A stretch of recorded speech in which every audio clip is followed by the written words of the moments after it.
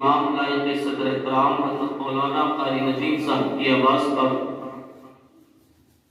تمام علماء اکرام کے چہرے کی زیارت کرنے اور یہاں پر شریک ہو اور عشق جب دیوانہ اپنے نبی سے کرتا ہے نا، دنیا کس رخ جا رہی ہے، دور کیا کہہ رہا ہے، حالات کیا ہے، کوئی ترقی کی بات کرتا ہے، کوئی اپنے آپ کو پستی سے اٹھا کر بلندی کی طرف لے جانے کی کوشش کرتا ہے، مگر نبی کا چاہنے والا مصطفیٰ کریم صلی اللہ علیہ وسلم کی محبت اپنے سینے میں رکھنے والا، چاہے اسے دنیا میں ترقی ملے نہ ملے، لیکن مصطفیٰ کریم صلی اللہ علیہ وسلم سے محبت کے انداز میں یوں کہتا ہے، دنیا والوں زمانہ چھوٹے تو چھوٹے، گھر بار چھوٹے تو چھوٹے، ترقی کا دور ہے اس کا دعوت چھوٹے تو چھوٹے، لیکن یا رسول اللہ تمہارا دامن ہمارے ہاتھوں سے نہ چھوٹنے پائے۔ زمانہ کچھ کہے دیوانے اپنی جان دے دیں گے۔ آواز اس عالم اس لائق نہیں ہے، اور بھائی امیر حسن صاحب تشریف فرما ہے، آپ جمعہ بھی بڑی آہستہ آہستہ کر کے پڑھا کر کے، کیونکہ نزلہ ہے، بخار ہے، لیکن جیسا بھی ہوں آپ کے سامنے حاضر، جو وقت مجھے ملا ہے اس وقت کا مجھے بہت اچھی طریقے سے خیال ہے، صرف ایک شعر پڑھ رہا ہوں اور اپنی گفتگو کر کے میں انشاءاللہ آپ کے سامنے سے رخصت ہو رہا ہوں۔ اگر آپ کے سمجھ میں آئے تو صرف اپنی زبانوں کو ہلا کر، ان کو حرکت دے کر حضرت مولانا قاری نجیب صاحب کے حوصلے کو افزائی فرمائیے گا، کیونکہ یہ سمجھیے کہ میں ان کی جانب سے یہ کہہ رہا ہوں، ان کا وکیل بننے کے بعد، کیونکہ انہوں نے اتنی مختصر سے انتظامات میں رہ کر اور بچوں کو جو محنت کرنے کے بعد ہمارے نام کے سامنے ان کی محنت یہ سامنے ہے، اور ایسا نہیں کہ کہیں فاتحہ میں یا کسی اور مقام پر جب بچوں سے ملنا ہوتا ہے، جمعرات کو غالباً ہمارے مدرسے میں بھی چھت لباس میں بچے پہنچتے ہیں، اس طرح بھی شریک ہوتے ہیں، جب کلام وغیرہ تلاوت وغیرہ کرتے ہیں تو ایک لفظ ایک آیت سننے کے بعد یہ اندازہ ہو جاتا ہے کہ یہاں پر تعلیم کس طریقے کی دی جا رہی ہے، طبیعت خوش ہوتی ہے، لہذا اس طرح سے گفتگو بڑھ جائے گی اور وقت میرے پاس نہیں ہے۔ شعر سنیے گا، زمانہ کچھ کہے دیوانے اپنی جان دے دیں گے۔ اتنا کم وقت مجھے ملا ہے، اور اتنے کم وقت میں بھی اس طریقے سے خاموش آپ کو چھوڑ کر کے چلا جاؤں، یہ میرا ذہن گوارا نہیں کرتا۔ آپ بولیے گا، زمانہ کچھ کہے دیوانے اپنی،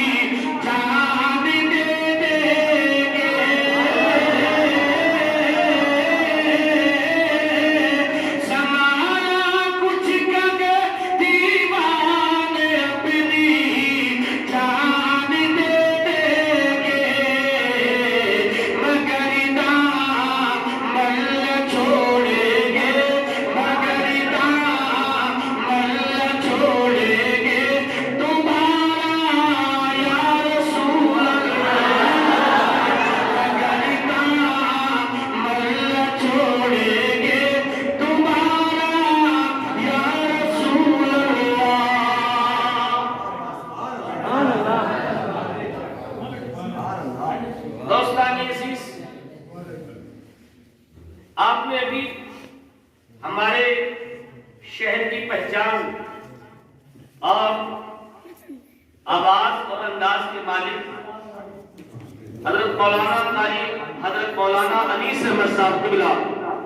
سے آپ نے بہت اچھوتی انداز میں نعت منقبت کو آپ نے سماعت کیا. شاعر تو شاعر ہے اور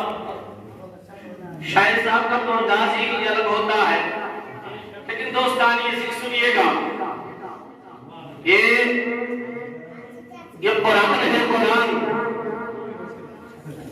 تفصیلی گفتگو آپ سنیں گے، لیکن یہ قرآن ہے اور قرآن مقدس پر جو دنیا میں انسان عمل کرتا ہے، قرآن مقدس کے مطابق اپنی زندگی کو گزارتا ہے، اور ساری چیز ایک طرف تلاوت کلام اللہ، تلاوت کلام اللہ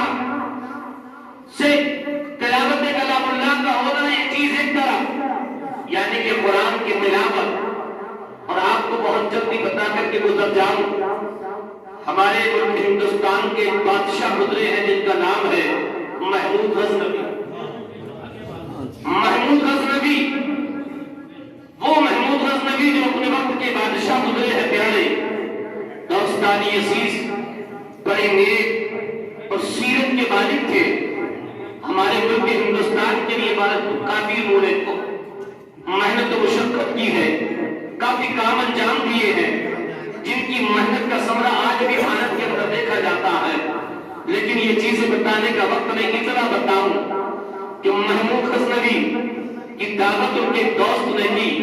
اور محمود غزنوی اپنے دوست کی دعوت کے مطابق اس کے مکان پر تشریف لے گئے. اندازہ لگائیے آج دنیاوی عہدیدار اگر برباد ہو اس کی دعوت ہو تو کیسا اہتمام ہوتا ہے، اگر کوئی چیئرمین ہو اس کی دعوت ہو تو اس کا کیسا اہتمام ہوتا ہے. لیکن یہ ہندوستان کے بادشاہ ہیں پیارے دوستانی عزیز، ان کے اپنے دوست کی دعوت کے مطابق ان کے گھر پر تشریف لے گئی. محمود غزنوی کا ان کے گھر پر جانا دوستانی عزیز مہمانوں سے ملنا. اب میزبان نے جتنا بھی اپنے حیثیت کے مطابق جو بھی اس دور میں اس ماحول میں چلتا تھا تمام انتظامات کو انجام دیا. محمود غزنوی نے کھانے کو تناول فرمایا، رات رکنا تھا محمود غزنوی کو. مختصر یہ ہے کہ محمود غزنوی کے لیے ایک کمرے میں ان کا قیام کا اہتمام کر دیا گیا. محمود غزنوی نے نماز سے فارغ ہونے کے بعد اپنے جملہ کاموں سے جملہ امور کو انجام دینے کے بعد جب اس کمرے میں پہنچے جس کمرے میں صاحب خانہ نے جنہوں نے انہیں بلایا تھا، اس نے جس نے دعوت کی تھی، اس نے جس کمرے میں اہتمام کیا تھا، اس کمرے کے اندر محمود غزنوی پہنچے. اللہ اکبر، محمود غزنوی کا پہنچنا تھا، بستر پر پہنچے اور آرام کے لیے لیٹ گئے. ابھی لیٹے ہی تھے. آج ہم اپنے نفس کو دیکھیں، آج ہم اپنے ضمیر کو دیکھیں، آج ہم اپنے آپ کو دیکھیں.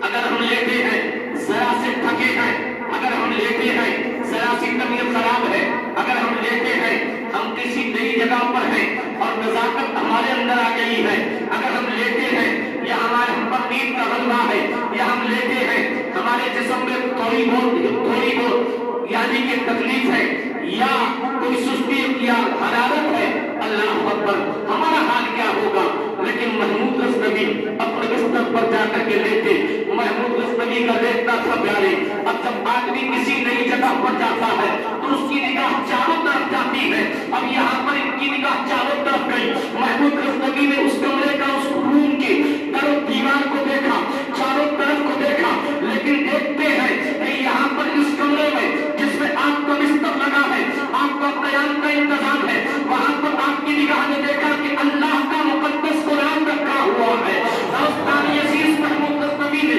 قرآن رکھا ہوا دیکھا تو محمود غزنوی اٹھ کر کے بیٹھ گئے اور سوچنے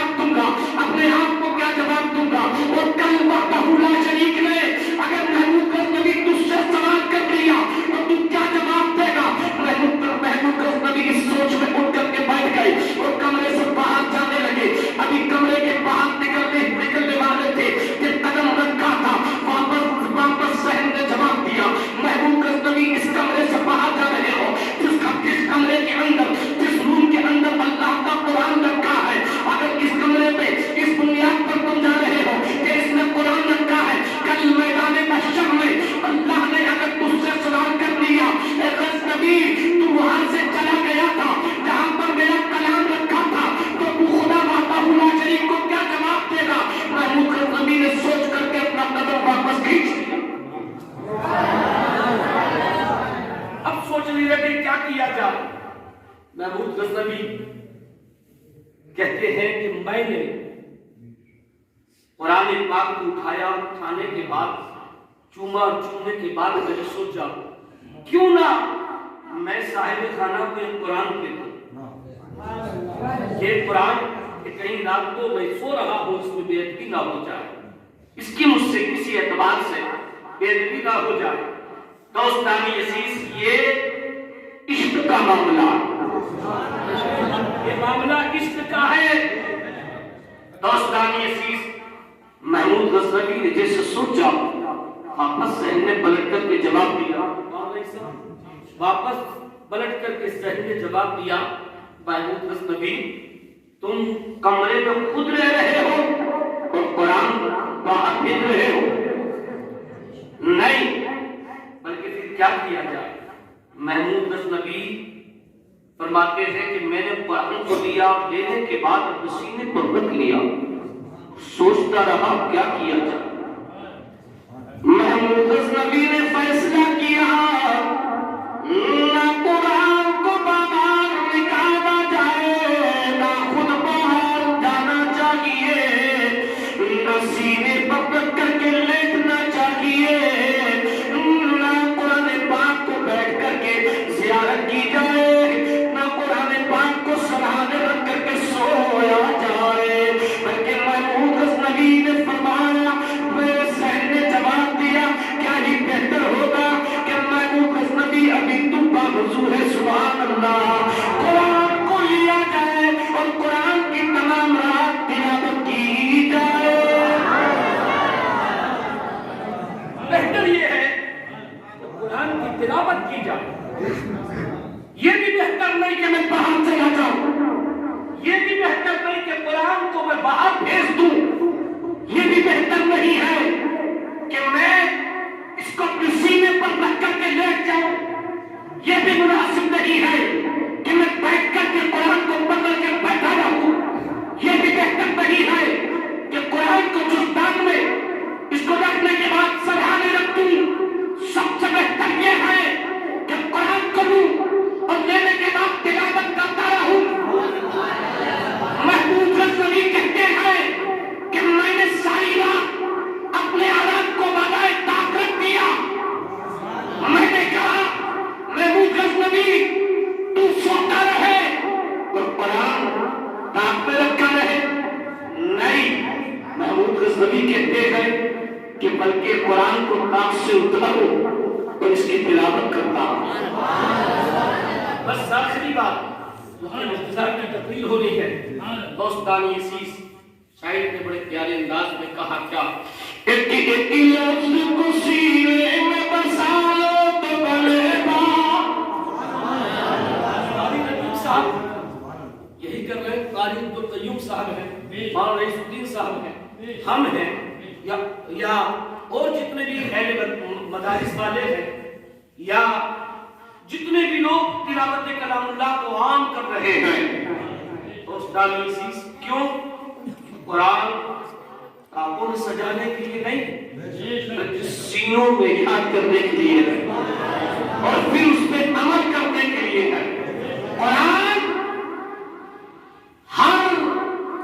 یعنی کہ قرآن وہ اللہ سبحانہ کی وہ عظیم کتاب ہے کہ جس میں ہر چیز کا بیان، خدا فرماتا ہے یاسین والقرآن الحکیم، قسم ہے اس قرآن کی جو حکمتوں سے بھرا ہوا ہے، ایک ایک لفظ کو سینے میں بسا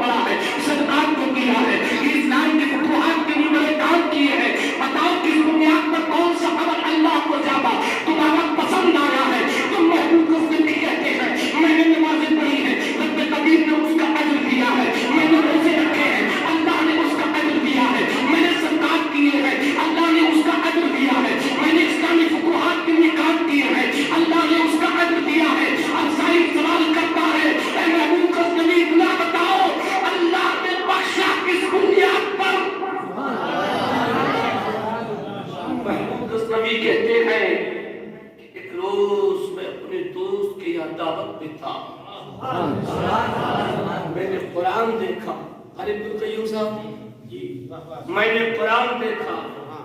اور قرآن کو دیکھ کر کے پورا مرحلہ کہ میں نہ بہا کر سکا، نہ قرآن کو بہا کر سکا، نہ قرآن کو دیکھ کر کے میں سو سکا۔ ایک بہت بس آخری بار ہم جب کسی کے یہاں پر جیسے قرآن خوانی ہوتی ہے، فاتحہ ہوتی ہے، کسی کے یہاں پر جانا ہوتا ہے، کوئی جائے کی دعوت پر کوئی کیسے بلاتا ہے، تو ہمیں یہ احساس تک نہیں ہوتا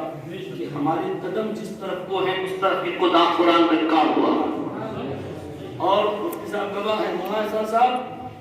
آج بھی مسلمانوں کے گھروں کا اگر تم جائزہ لوگے اور ان کے جو وہ جگہ ہوتی ہے قضائے حاجت سے فارغ ہونے والی، اگر اس کا بھی اگر جائزہ لوگے تو کم سے کم جتنا میں نے دیکھا ہے، کم سے کم 15% ایسی جگہیں آپ کو ملے گی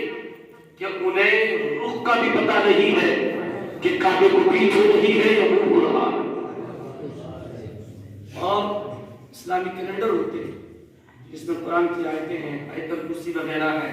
یہ وہ چیز ہے، لیکن ہمیں کوئی احساس نہیں۔ بہرحال دوستان یزید اللہ ہمیں عمل خیر کی توفیق عطا فرمائے۔ محمود غزنوی کہتے ہیں کہ ایک روز میں اپنے دوست کے دعوت پہ تھا، میں نے قرآن دیکھا،